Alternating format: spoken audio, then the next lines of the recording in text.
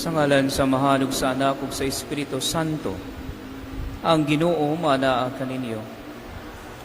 Mga igsuon, maginusol kita sa ato mga sala aron maandam kita alang sa pagsaulog sa santos nga misa. Ikaw nga gipadala aron pag-ayo sa mga mahinusulon, Ginoo kaluy kami. Ikaw nga may haron pagtawag sa mga makasasala, Kristo kaluy kami. Ikaw nga nagalingkod sa tuo samahan aron pagpangamaalang kanamo, Ginoo kaluy kami. Kaluyan unta kita sa Dios nga makagahom sa tanan ug pasayloon sa ato mga sala. Dadon unta kita niya ngadto sa kinabuhing dayon. Magampo kita.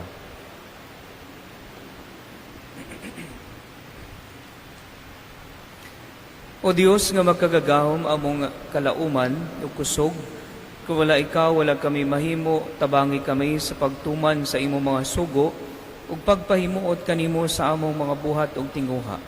Kini among ipangayo, pinaagi sa among Ginoong Hesukristo, imong anak, nga buhi ug hari uban kanimo ug sa Espiritu Santo, Dios, hangtod sa kahangturan.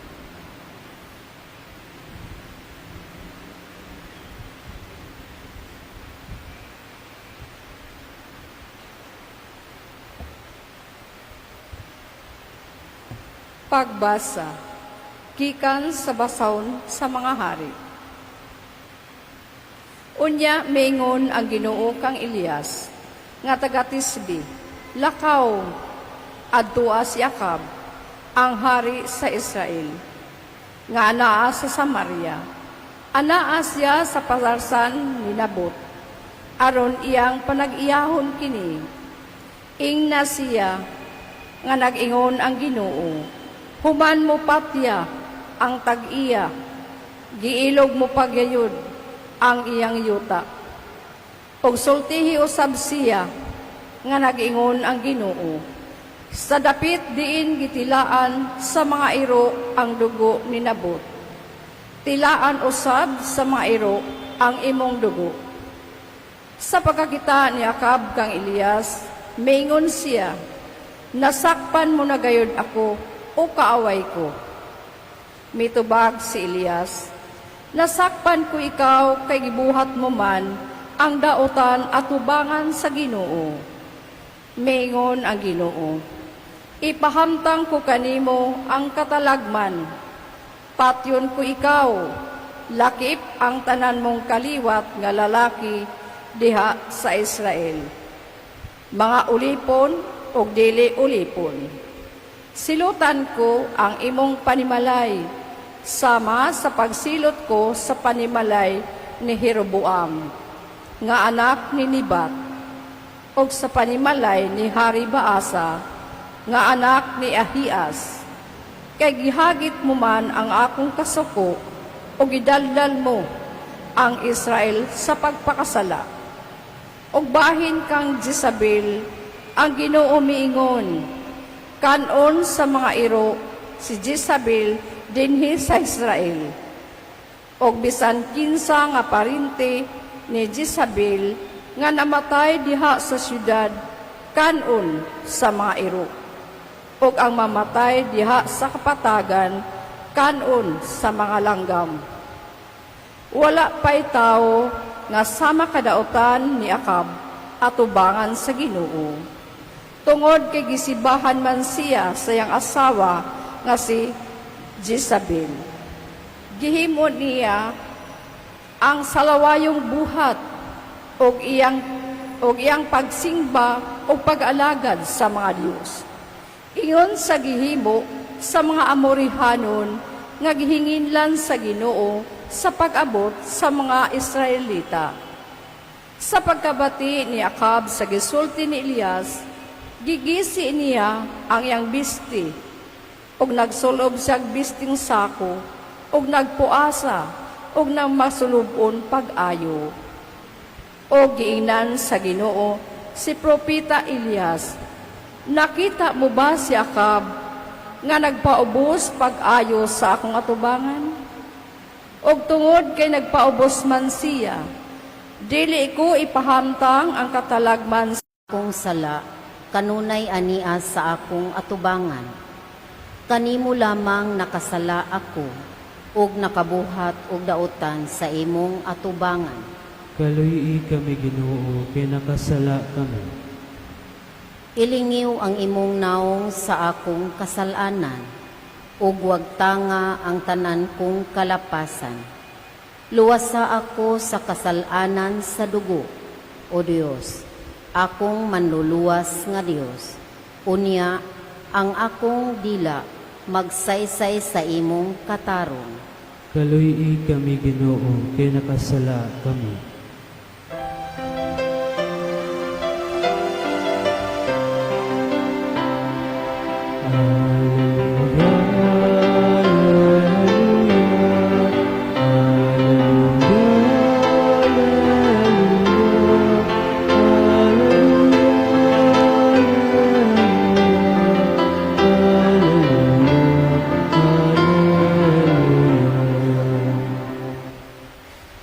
Tanduga nga akong kasing-kasing aron magtuman ako sa imong kabubuton, tudloy ako sa imong balaod o Dios. Alleluia.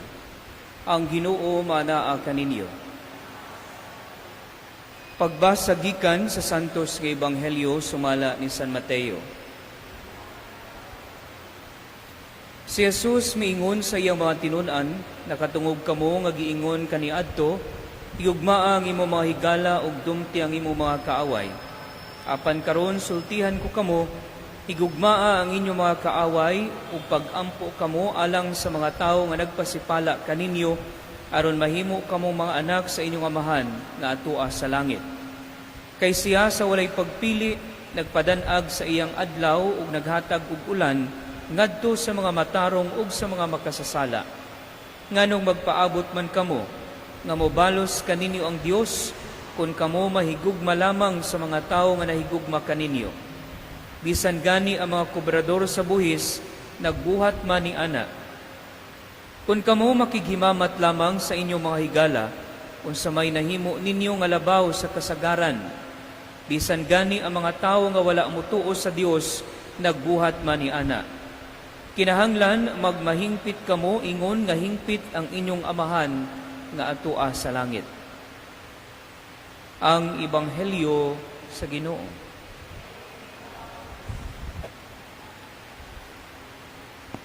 Mga igsuon, kung atong nadunggan ang Ebanghelyo karon, giingon ni Kristo, higugmaa ang imong mga higala. O higugmaa pod ang inyong mga kaaway.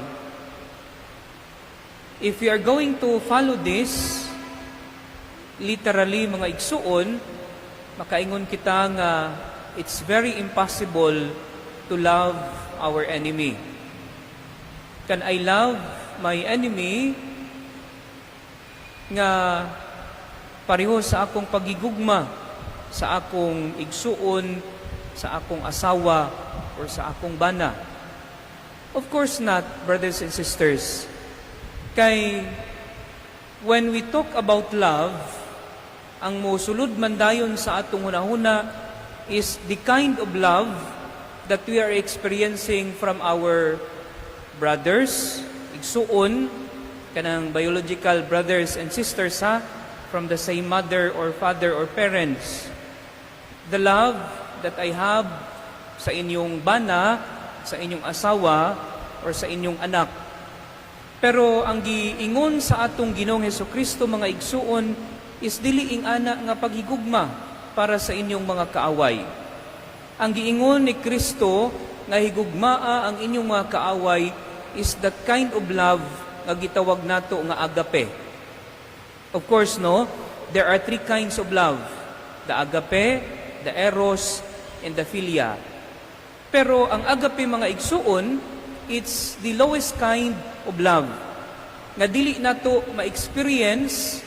It's not the same love nga gipasubot nato nga giingon gani nako nga pareha sa pagpangga nato sa atong asawa, sa atong bana, or sa atong mga anak, o sa inyong mga anak.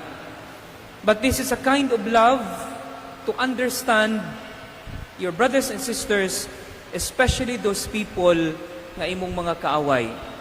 Because if you are going, no, kung naa kitay pagsabot, naa kitay sa may pagsabot, or if we have this kind of understanding to our brothers and sisters who have wronged us, nga nakasala ka nato, mas madali nato maintindihan kung asa sila gikan. Nga bisan ing ana sila mga igsuon, no, palaaway, mga maldito or maldita, pero may natin kita gidautan, there are something nga naa sa ilaha nga kung ato na siyang sabton or tan-awon mga igsuon, mas dili ing ana ang sakit nga atong mabatyagan, especially or every time that naa sila'y mga gibuhat nga mali sa atoa. And of course, no, part ana sa agape nga pagigugma sa inyong mga kaaway or sa atong mga kaaway is ang pag-ampo alang sa ilaha.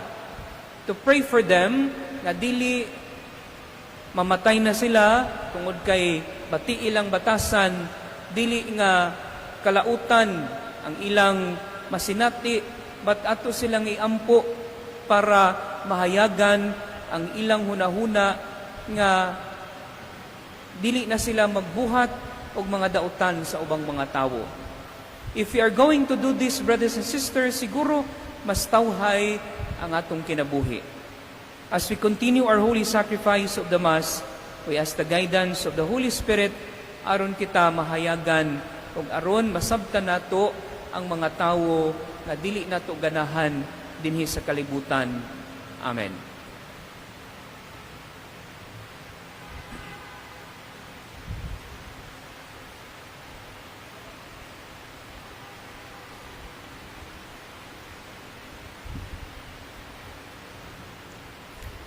Palihog manindog. Mudangop kita karon ngadto sa Dios Amahan alang sa tabang nga atong gikinahanglan sa atong pagsunod sa panag-ingnan ni Jesus nga misugo kanato sa pagigugma sa atong mga kaaway. Moingon kita, Amahan, tiguma kami diha sa imong gugma. Amahan, tiguma kami diha sa imong gugma. Nga ang mga nangulo sa simbahan, mahimong panigignan alang sa katawhan diha sa paagi sa pagpasaylo ug paghigugma ug sa ingon, maglarawan sila sa balaan sa Dios ngadto sa kalibutan. Magampo kita sa Ginoo. Amahan, tiguma kami diha sa imong gugma. Nga sila nga nasuko ug naglagot sa ilang isig kataw, makaamgo nga ang ilang gibating kayugot ug pagdumot, magpahimulag lamang kanila sa Dios. Magampo kita sa Ginoo. Amahan, tiguma kami diha sa imong gugma. Nga ang mga pamilya nga nagkabahin-bahin ug nabungkag tungod sa kawalay pagtagad sa usag-usa, makadiskubre sa ilang naandang kasuod ug kamabination. Magampo kita sa Ginoo. Amahan, tiguma kami diha sa imong gugma. Nga ang mga masakiton, makabaton og kalinaw sa hunahuna, kay naila nila ang ilang talagsaong papel sa ilang pagkahiusa kang Kristo diha sa ilang mga pag-antos. Magampo kita sa Ginoo. Amahan, tiguma kami diha sa imong gugma.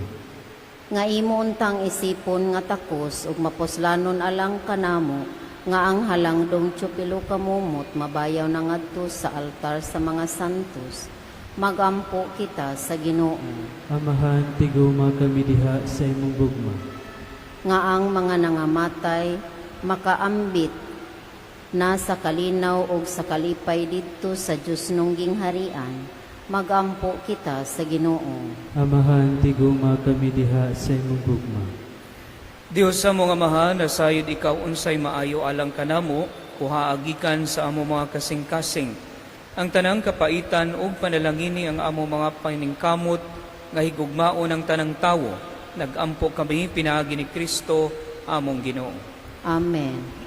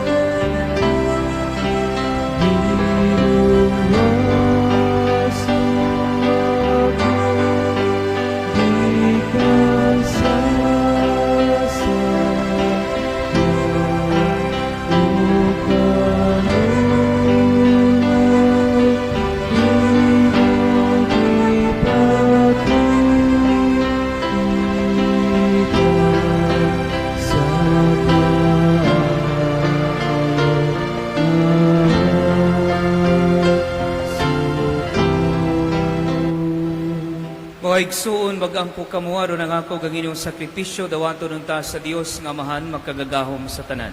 Dawatan ng taas sa Ginoong sakripisyo gikan sa mga kamot. Alang sa pagdaig pagimaya sa iyang halan, alang usab sa tong kapustahan ug sa tibok niyang santos nga simbahan. O Ginoong Dios, nining panog bino, gihatagan mo kami og kalanon alang sa lawas ug sa kalag, ang santos nga misa magbago unta sa among kusog. Ug maghatag ka namo og kaayo sa kalag ug lawas. Kiniamong gipangayo pinagi ni Kristo among Ginoo. Ang Ginoo manaa kaninyo. Ibayaw ang inyong mga kasing-kasing. Magpasalamat kita sa Ginoong atong Dios. Santos nga mahan Dios nga tunhay ug makagagahom sa tanan, angay ug matarong gayod nga magpasalamat kami kanimong kanunay ug sa tanang dapit. Kay imong gibuhat ang tao tungod sa kaayo, ug imong gisilutan tungod sa katarungan, ug imong giluwas tungod sa kaluoy pinaagi ni Jesucristo among Ginoo. Ug busa ang tanang mga binuhat sa langit ug sa yuta, nagaawit sa usa ka bag-ong awit sa pagdayig, duyog usab kami sa tanan mong mga anghel sa langit, sa ilang pagsangyaw sa imong walay hunong nga himaya, diha sa usa ka awit sa pagdayig sa ilang pag-ingon.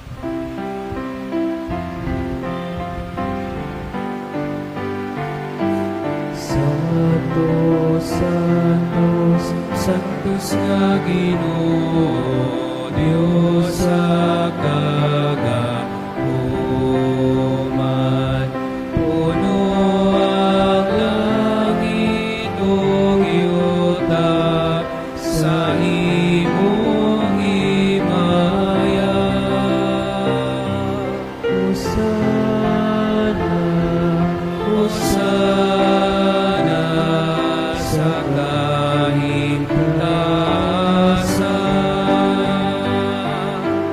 Daigon ang agani sa ngalan sa Ginoo. Hosana, Hosana sa kahintaasan.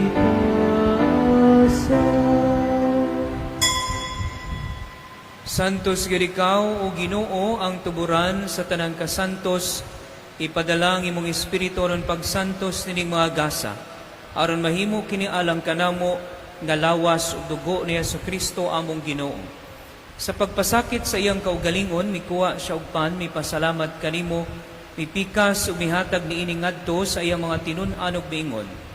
Dawata kini ninyo nga tanan ug kana, kay kinimo ang akong lawas nga itugyan alang kaninyo.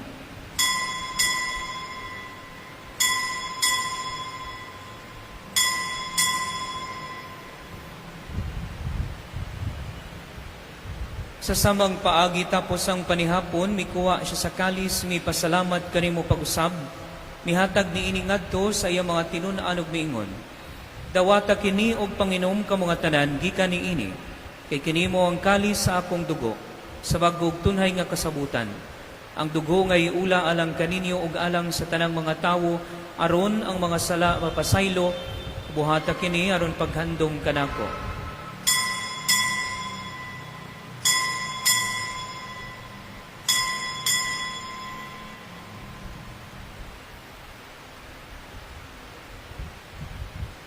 Kini ang misteryo sa pagtuo.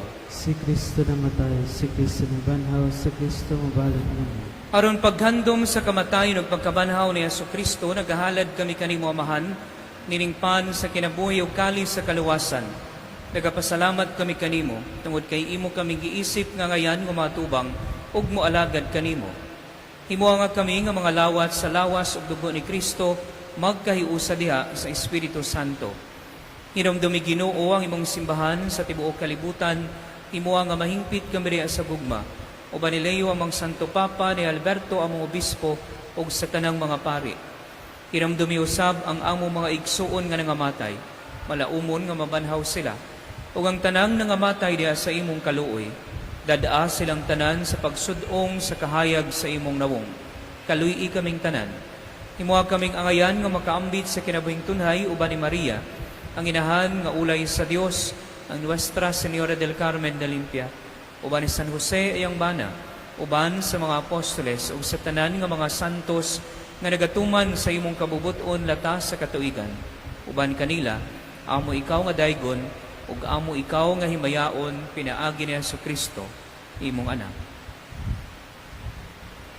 Pinaagi kaniya, uban kaniya, ug diha kaniya, gihatag danha kanimo magkagagahom nga amahan. Diha sa kayusa sa Espiritu Santo, ang tanang dungog ug himaya, hangtod sa kahangturan. Amen. Karon mag-ampo kita sa amahan, atong gamito ng mga pulong, nga gitudlo kanato sa atong manunubos. Amahan namo nga anaa sa mga langit, pagdaygon ang imong ngalan, muabot ka namo ang imong giharian, matuman ang imong pagtuo, dinhi sa yuta maingon sa langit, ang kalaluna mo sa matagadlaw, ihatag ka namo karong adlaw, ug pasaylua kami sa among mga sala. Maingon nga nagapasaylo kami sa mga nagkasala kanamo, ug dili mo kami itugyan sa panulay, hinunualuwasa kami sa dautan. Bangayo kami kanimo Ginoo nga imo kaming luwason sa tanang dautan, natagi kami sa kalinaw niining panahona. Aron tinabangan sa imong kaluoy, mahalikay kami kanunay sa sala, og mahilayo sa tanang kasamok samtang nagapaabot kami nga malaumon sa pagbalik ni Jesucristo, among manunubos. Kay mo man naging harian ng gahom ug ang himaya hangtod sa kahangturan. Ginoong Jesucristo, nagingon ka sa imo mga apostoles, ang kalinaw ibilin ko kaninyo, ang akong kalinaw ihatag ko kaninyo. Ayaw tanawa nga mo mga sala, kundi lang pagsalig sa imong simbahan, ug sibo sa imong kabubuton, atagi kami sa imong kalinaw ug kayusa, ikaw nga buhi ug hari hangtod sa kahangturan. Ang kalinaw sa Ginoo sa kanunay maanaa kaninyo. Ipakita ta ang paginigsuunay. Kordero sa Dios, nga nagawagtang sa mga sala sa kalibutan, kaluy kami. Kordero sa Dios, nga nagawagtang sa mga sala sa kalibutan, kaluy kami. Kordero sa Dios, nga nagawagtang sa mga sala sa kalibutan, hatagi kami sa kalinaw.